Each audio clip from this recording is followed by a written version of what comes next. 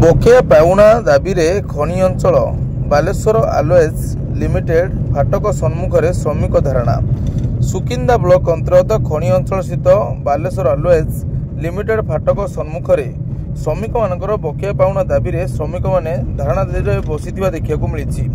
ସୂଚନା ମୁତାବକ ସୁକିନ୍ଦା ଖଣି ଅଞ୍ଚଳସ୍ଥିତ ବାଲେଶ୍ୱର ଆଲୱେଜ ଲିମିଟେଡରେ କାର୍ଯ୍ୟ କରିଥିବା ଶ୍ରମିକମାନେ ଦୀର୍ଘ ମାସ ହେବ ବକେୟା ପାଉଣା ପାଇନଥିବା ଅଭିଯୋଗ ଆଣି ବାଲେଶ୍ୱର ଆଲୱେଜ ଲିମିଟେଡ ଫାଟକ ସମ୍ମୁଖରେ ସୋମବାର ଦିବା 1 ଘଟିକା ସମୟରେ ଶ୍ରମିକମାନେ ଧାରଣା ଦେଇଥିବା ଦେଖିବାକୁ ମିଳିଥିଲା।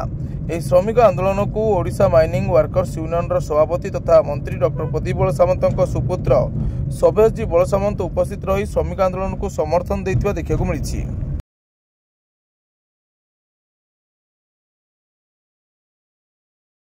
ମୁଁ ସଭ୍ୟସାଚୀ ବଳସାମନ୍ତ ଆମ ଓଡ଼ିଶା ମାଇନିଂ ୱାର୍କର୍ସ ୟୁନିୟନର ପ୍ରେସିଡେଣ୍ଟ ଅଛୁ। ଆଜିର ଗଣଧାରଣ ବିଷୟରେ ଆପଣ କଣ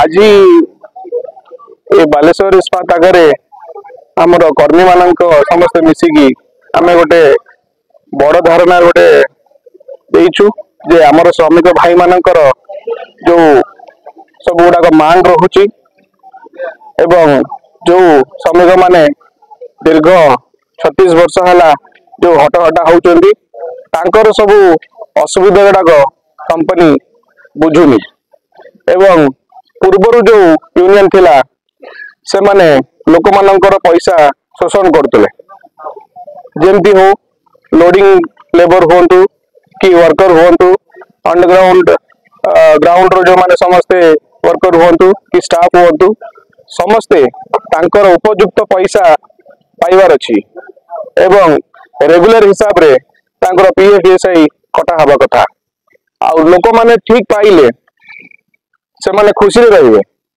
आमे समस्ते बहुत बड़ बड़ कथा हमर कहबार नै आमे दीपद तीन पद एक्चुअल जोटा कि लोक मानकर पावना रहउची ताहारी पई आमे समस्ते लड़ाई करूछु। एई ओडिशा माइनिंग वर्कर्स यूनियन होची आम श्रमिक भाई मानकर रक्त रे बनिची।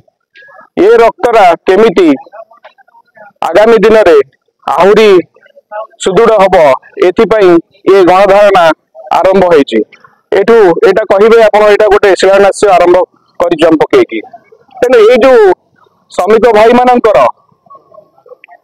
पावना पैसा एवं तांकर जो हक ता एवं आजिकल जो युवक पीढ़ी अछंती समस्त को किछि नुवा नियुक्ति पाई एवं वर्कर मानकर संगरे आमे समस्ते सबु बेले एठू आरंभ करछु गोटे उदाहरण हिसाब रे।